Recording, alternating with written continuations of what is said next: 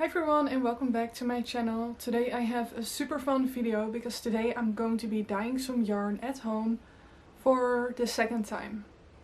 My first time was like 2 years ago, so I'm excited to start dyeing again just because it is a lot of fun and you can create your own colorways. I don't think it's necessarily much more affordable than buying hand-dyed yarn, because there are a lot of materials involved and also just yarn in general is quite expensive. So I would not really recommend it if you want to have a bang for your buck, but it is lots of fun. And just another hobby to add to probably your already long list of hobbies.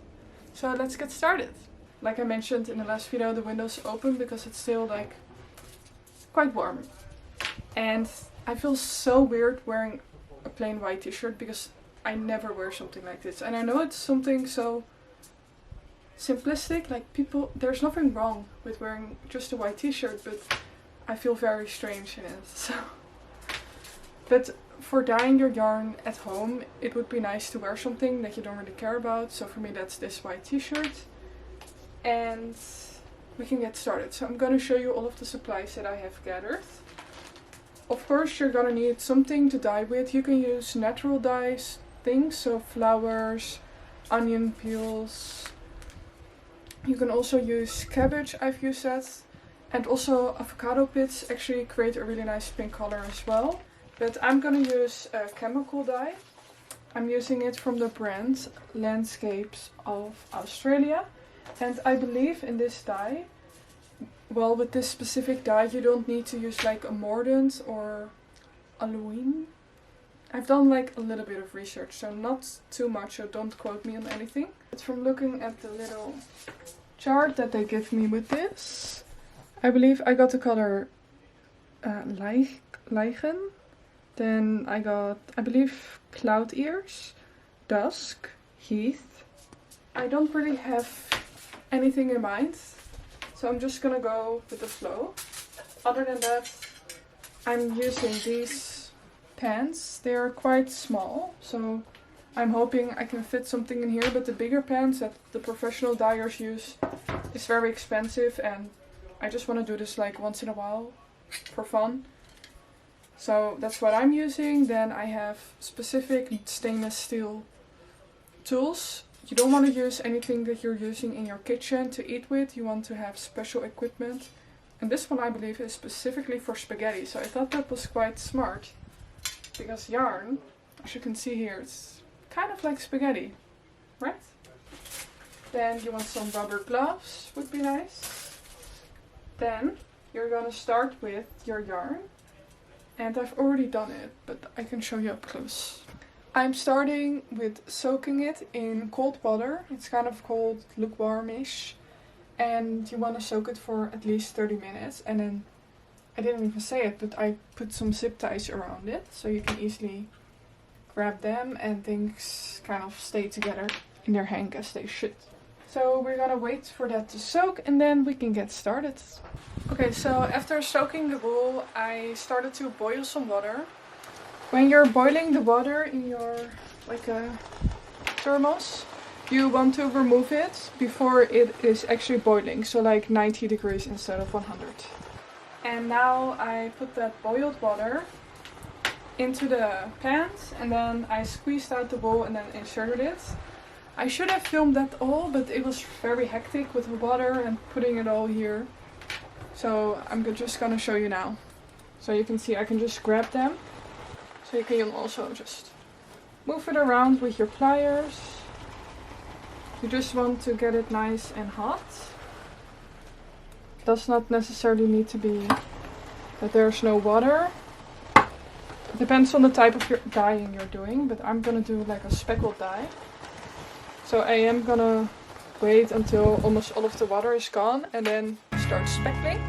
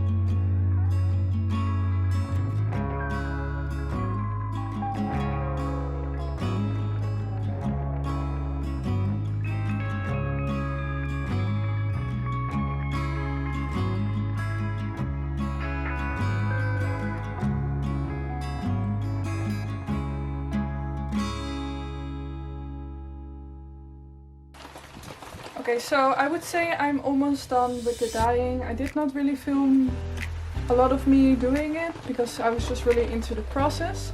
Right now I've done the last speckles, so they just have to sit on there. And before you turn off your stove immediately, you just really want to let it cool down. And then after it's completely cooled down, you can actually start rinsing it and then let it dry. And then your wool will be ready. Okay, so I've let the wool dry for a bit. It was still, a little bit warm on some of the sides and the other sides were cooler than the others. But I decided to rinse it with some lukewarm water, just because I do not have a lot of patience, it appears.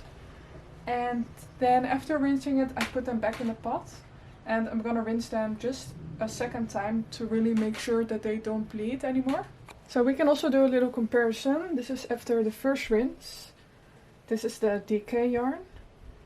I wanted mostly a pink yarn and then with some, you can see like bits of blue, yellow, purple, a little bit of everything. Some spots are still white, but I don't mind that. That's also what I like actually in yarn that I usually buy. It's looking a little bit crazy, so I'm curious to see how this one will look knit up. And then here is my Suri. And colors always turn out different on Suri. I feel like Suri usually bleeds a little bit more, just because of the type of yarn. And I did this one mostly with the bronze colorway and then just a bit of pink, a bit of cloud ears and then a tiny bit of purple speckles. I think we will really not see the result of this one until it is dry. So now I'm gonna do the second rinse.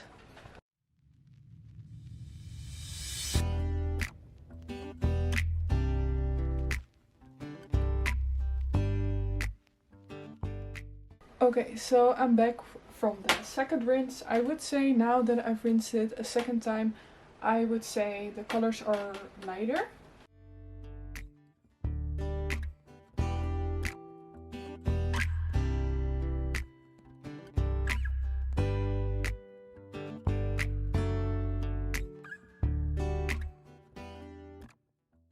And now I'm going to hang them to dry outside and then hopefully it will dry quickly because the sun is shining.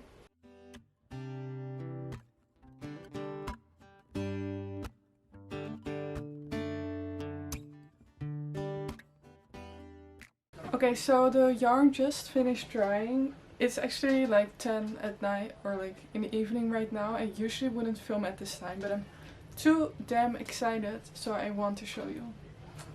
First I have the 3 skeins of DK that I dyed. And then the 3 skeins of Suri. Now for the Suri dyeing, I didn't really show you this because I was doing it outside. But Suri really sticks together when you're dyeing it. So I can still show you right now. You really have to pull it apart to get that Suri to really become the Suri that you want. The next thing we're gonna do is that we can just cut the zip ties. And then we can actually start winding them. Let me just put those down. So I like to put it around my wrist like this and then twist it. Like this. And then put one end in the other. Did that make sense? I'm not very good at it, but it gets the job done. And that is our hand-dyed Suri. Wow. That's freaking beautiful if I do say so myself. I'm very happy with that. So I want to show you the yarn.